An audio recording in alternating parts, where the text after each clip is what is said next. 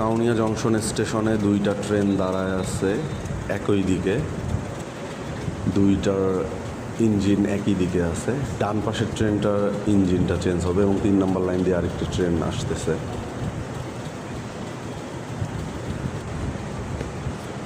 তো 3 নম্বর লাইনেও ট্রেনটা ঢুকে গেছে।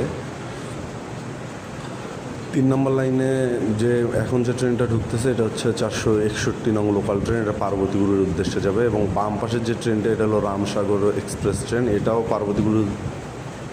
পার্বতীপুরের উদ্দেশ্যে যাবে, ইঞ্জিন রিভার্স হবে। এবং মাঝখানের ট্রেনটি হচ্ছে রমনা লোকাল ট্রেন, মাঝখানের ট্রেনটি সোজাই বের হয়ে যাবে